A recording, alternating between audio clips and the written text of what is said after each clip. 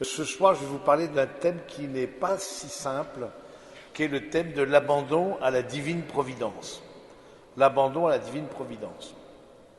Parce que dans notre foi, comme dans la foi juive aussi, nous croyons à l'action de Dieu sur notre terre. Nous croyons que le Seigneur agit, nous croyons qu'il y a un gouvernement, que Dieu gouverne. On peut dire que la providence, c'est ça. Dieu gouverne le monde par sa sagesse. On peut dire ça comme ça. À la grande différence des mythologies païennes, où là, s'il y avait l'existence d'un Dieu, une cause première, comme certains l'appelaient, etc., mais que l'on pouvait vénérer, mais ces dieux-là n'avaient aucune interaction avec les personnes humaines, n'avaient aucun intérêt à se manifester, à s'impliquer dans la vie des hommes. Donc on voit bien la grande différence avec l'alliance, la première alliance, et puis avec Jésus, où on voit que Dieu, évidemment, vient au cœur même des hommes, et on l'a fêté pendant le mystère pascal. Mais ça ouvre évidemment un certain nombre de questions. Le fait de dire que le gouvernement de Dieu sur la terre, comment est-ce qu'il faut l'entendre? Alors il y en a certains qui ont essayé de dire, parce qu'en fait, d'essayer de trouver aussi une explication pourquoi les choses arrivent. Parce que c'est un certain nombre de choses qui arrivent dans notre vie, et surtout des choses qui sont difficiles, et qui parfois on se pose la question, mais qu'est-ce qui fait que c'est difficile? Pourquoi je n'arrive pas à atteindre tel ou tel objectif? Je voudrais bien faire ceci, faire cela, et puis finalement, ça n'aboutit pas dans ma vie. Et pourtant, je fais mes prières, et pourtant, est-ce que j'ai démérité? Donc il y a une sorte de culpabilité, et la providence, du coup, il y a le gouvernement de Dieu dans tout ça, mais comment le comprendre? Et je trouve qu'il y a eu plusieurs étapes, et donc on va essayer de suivre des étapes. Plusieurs étapes qui font que, premièrement, on a voulu donc avoir cette explication du monde. On a besoin d'une explication du monde. Et le fait de certains, en tout cas qui s'appuyaient sur la philosophie, ont dit au fond Dieu est la cause première et nous sommes les causes secondes. Et donc c'est pas la question des causes, c'est lui qui est la cause. Mais s'il est la cause, forcément, il y a une question qui se pose. Quid du mystère du mal? Vous ne pouvez pas aborder la question de la providence sans aborder la question du mal, et donc la question du salut. Et d'autres ont eu d'autres explications du monde. Où on voit dans l'explication marxiste, par exemple, voilà, c'est du conflit de classe. D'autres, c'était le progrès, la science va être l'explication du monde, le progrès va permettre aussi d'avancer, etc. Nous, c'est pas ça. C'est l'action de Dieu dans notre vie. Et le fait de dire, au fond, que oui, peut-être les causes, ça existe, mais que le Seigneur se manifeste aussi par des signes. Et moi, je vous invite à réinterpréter comment interpréter un signe. La question d'un signe. Parce qu'en fait, comment savoir que c'est de Dieu? Comment savoir que ça vient de Dieu? Donc ça veut dire un discernement. Comment savoir si ce signe-là vient de Dieu ou pas, et de quelle manière je peux l'interpréter? Je crois que bien souvent, et c'est souvent comme ça avec la providence, c'est d'une certaine manière a posteriori que l'on voit l'action du Seigneur. C'est en regardant dans le rétroviseur, on dit « Ah oui, là tu m'as guidé, tu étais avec moi ». Et le fait d'avoir cette certitude de la présence de Dieu avec moi dans ma vie fait que je peux discerner des signes. Moi, je crois qu'il y a, encore une fois, l'action de Dieu dans notre vie, c'est quelque chose de concret, de réel, mais de réel dans la foi. Et ça, je vous invite à faire attention. La providence, ça vient du latin, providere, donc c'est voir en avant, ou prononcia en grec, etc., connaître d'avance. Mais d'une certaine manière, Dieu connaît d'avance les choses, mais nous-mêmes, nous vivons la providence de Dieu comme une attitude de foi. Et donc, le fait d'interpréter des signes, je trouve que c'est d'abord les signes de la foi, et de se faire aider pour l'interprétation des signes. en quoi quelqu'un qui peut valider le signe, en quoi je peux, c'est pas juste le fruit de ma propre imagination. Et je pense que comme validation, je pense que se faire aider par quelqu'un qui est un aîné dans la foi, qui a de l'expérience spirituelle, qui a l'expérience du discernement, hein, et donc cette attitude intérieure de discerner la volonté du Seigneur, c'est quelque chose qui est, fait partie de notre vie. Et de découvrir aussi que dans notre vie, il y a cette présence du Seigneur à travers les signes, mais cette présence du Seigneur, elle est plus générale aussi. Que chacun fasse mémoire quand est-ce qu'il a expérimenté la présence de Dieu. Je suis toujours dans l'accompagnement, je suis toujours attentif de poser la question, mais comment est-ce que vous êtes passé lors de la première rencontre d'une foi reçue, comme c'est le cas de la plupart d'entre nous, à une foi plus personnelle? Quand est-ce qu'il y a eu ce passage? Quand est-ce qu'il y a eu ce passage d'une certaine d'une certitude qui n'est pas forcément une évidence, hein, et donc ce passage d'une expérience. Et la providence, je trouve que c'est le fruit d'une expérience d'un Dieu qui est avec nous, mais d'un Dieu qui est avec nous et qui ne nous épargne pas non plus les difficultés. Parce que la question de la providence, quand tout va bien, ben, l'explication du monde que l'on peut donner, bien, elle correspond à tout le monde. Mais c'est quand on est dans l'épreuve qu'il y a quelque chose qui va être là, qui va nous questionner dans notre foi. Mais l'épreuve, je trouve que c'est comme comment dire, comme quand auparavant dans la photo argentique, hein, on trempait, on imprimait sur un papier, et il y avait un bain qu'on appelait le révélateur. L'épreuve, c'est un révélateur de notre foi. C'est quelque chose de dire qui nous dit où est-ce qu'on en est de cette proximité avec le Seigneur, où est-ce qu'on en est dans cette attention à sa présence. Parce que si on peut décrypter le monde par les causes, etc., mais c'est surtout par la présence de Dieu qu'on peut le décrypter.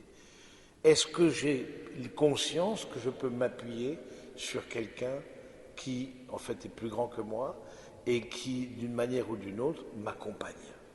Est-ce que vous en avez fait de l'expérience? C'est là où je trouve que notre foi chrétienne, elle est pas facile à exprimer parce qu'elle est de l'ordre de l'expérience. Elle est de l'ordre de l'expérience et de l'expérience intérieure. Elle n'est pas d'abord de l'ordre de la morale. C'est pas d'abord une morale. Et vous voyez Jésus, quand est-ce qu'on veut le coincer? On dit, est-il permis de faire ceci? Est-il permis de faire cela? Hein, on le met uniquement comme s'il y avait deux solutions, dans quelque chose de binaire, 0 ou 1. C'est d'abord une expérience. L'expérience d'un Dieu qui est plus intime à nous-mêmes que nous-mêmes. Mais ce Dieu qui est plus intime à nous-mêmes que nous-mêmes, il agit dans l'histoire. Et il agit dans la grande histoire avec un grand H, mais il agit aussi dans mon histoire avec un petit H. Et donc, vous posez la question, où est-ce que j'ai découvert cette présence du Seigneur dans ma vie, et donc, ça me pousse aussi à me remettre entre ses mains. Parce que l'abandon à la divine providence, c'est ça, c'est remettre notre vie dans les mains de quelqu'un qui nous aime. Faire cette expérience et traverser la vie en découvrant au fond que les événements de notre vie, ce sont aussi des lieux de rencontre. Alors, la providence, c'est une providence, c'est dans la foi qu'on le vit. C'est pas encore une fois, c'est pas une évidence. C'est pas quelque chose qui est simple, c'est une attitude de foi. Et donc d'adhérer à la volonté de Dieu et de découvrir la volonté de Dieu dans notre vie et d'y adhérer, c'est quelque chose qui vient dans la foi. Et quand Jésus dit voilà, que ta volonté soit faite sur la terre comme au ciel, voilà, c'est quand on prie ça, c'est que nous on prie ça, que ta volonté soit faite sur la terre comme au ciel. C'est comme un avenir, c'est une espérance. Mais c'est pas d'abord une réalité. On est dans l'espérance quand on parle de providence. On est dans une espérance parce qu'on découvre que Dieu nous appelle à quelque chose de plus grand, mais à vivre déjà dans la foi une expérience de sa présence. Et donc, je trouve que c'est important à ne pas confondre et donc avoir une certaine paix intérieure. une certaine paix intérieure qu'on est, quelles que soient les situations de notre vie, nous sommes accompagnés. Le croyant n'est jamais seul. Le croyant n'est jamais seul. Et ça, c'est quelque chose il n'est pas forcément meilleure personne que les autres, que ceux qui ne croient pas, mais il n'est jamais seul. Il sait qu'il peut compter sur quelqu'un. C'est différent, moi je vous invite à faire la différence avec ce que l'on peut entendre un peu qui viendrait du New Age et donc un peu du bouddhisme, du lâcher-prise. Vous avez entendu parler de lâcher-prise, même dans une dimension chrétienne. Vous entendez, il faut lâcher-prise versus contrôle. Vous voyez, et donc abandon à la providence. Alors, moi, j'entends cette manière de voir, mais je vous mets en garde là-dessus. Et qu'on entend aussi, qu'on voit dans des méthodes de développement personnel. Derrière ça, il y a pensé que, en fait, la vie, c'est la recherche d'une sérénité et donc d'une absence d'épreuves. Et derrière ça aussi, c'est une sagesse qui vient du bouddhisme, de lâcher prise. En fait, qu'est-ce qui nous fait, dans le bouddhisme, qu'est-ce qui nous fait souffrir? Ce sont nos désirs. Mais si on n'a plus de désirs, on ne souffre plus. Donc, une vie sans souffrance. On pense que une vie sereine, c'est une vie sans souffrance. Et donc, que vivre, en fait, l'abandon à la providence, c'est une vie sans souffrance, c'est un lâcher-prise intérieur. Simplement, je vous invite à être prudent là-dessus, parce qu'on peut se tromper. C'est pas, ce que je viens de dire n'est pas de foi chrétienne. Ce que Jésus nous promet, c'est pas une vie sans souffrance. Ce que Jésus nous promet, c'est une vie avec lui. C'est pas pareil. Et le fait de voir cette dimension qui nous vient souvent du bouddhisme et versus, disons, à travers aussi une certaine manière de voir la vie, etc., c'est la recherche d'une sérénité comme but, mais il n'y a plus la présence de la croix, il n'y a plus de transcendance. En fait, soyez attentifs à ces méthodes de développement personnel ou de yoga, etc., pourquoi pas de respiration, très bien, de méditation, très bien, de pleine conscience. Bon, un jour, je vous ai parlé de la méditation de pleine conscience, qui pourrait, pourquoi pas, être intéressante, mais dans une dimension de transcendance. Mais soyez attentifs à ce qui peut être véhiculé dans notre société d'une sérénité qui soit juste horizontale, vous voyez, qui n'accepte pas une transcendance, qui est juste l'évacuation des ondes négatives. C'est pas ça l'abandon à la divine providence. C'est pas ça. C'est pas ça. Je pense que faites bien la différence. L'abandon à la divine providence, c'est reconnaître que je suis accompagné, quelles que soient les circonstances de ma vie. C'est l'affirmation d'un autre. C'est l'affirmation d'une transcendance. C'est l'affirmation d'une vraie présence du Seigneur qui va faire que, quel que soit, et ça n'a pas à voir avec nos mérites aussi, quelle que soit notre situation, il y a quelque chose de Dieu qui m'est donné de vivre. À travers sa parole, à travers les sacrements, à travers la fraternité, à travers l'amitié, etc. Le Seigneur me guide par sa providence, les rencontres, par exemple, événements et rencontres. Quel est j'aime bien cette phrase du philosophe Pascal, les événements et voilà, sont les événements et les rencontres, ce sont nos maîtres spirituels. Oui, je pense que c'est intéressant, des choses que l'on n'aurait pas pu prévoir, des choses qu'on ne peut pas dominer, des choses que l'on ne peut pas contrôler. Voilà nos maîtres spirituels. Nous avançons dans la vie parce que progressivement, à travers événements et rencontres, nous découvrons une présence qui est plus grande que nous-mêmes.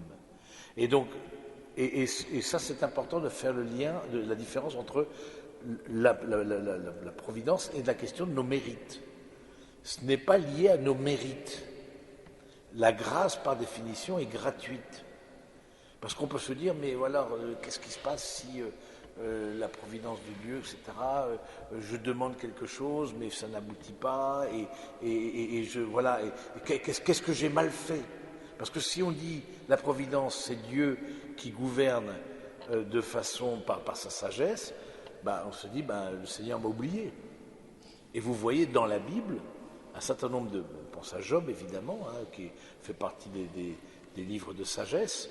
Le Seigneur, voilà, Job qui crie vers Dieu, qui dit voilà, où est-ce que tu es? Et c'est intéressant quand vous voyez le livre de Job, si vous l'avez déjà lu, et je vous invite à le relire aussi, de voir qu'il y a eu des défenseurs de Dieu, des défenseurs, mais si tu souffres, c'est que tu as péché, si tu souffres, c'est que ceci, etc., qui représentaient la tradition spirituelle d'alors. Et en fait, à la fin du livre de Job, Dieu, il donne la parole, donc c'est un livre de sagesse, donc c'est un conte, j'allais dire, donc inspiré. Et Dieu donne raison à Job d'avoir crié et ne donne pas raison à ses trois amis qui ont voulu défendre Dieu, sauver Dieu. Et je crois que l'abandon à la divine providence, c'est aussi ça, c'est savoir que des moments qui nous sont donnés dans notre vie, qui sont des moments peut-être particulièrement difficiles, c'est des moments qui vont être aussi le lieu d'un appel, qui vont nous mettre dans une certaine vulnérabilité.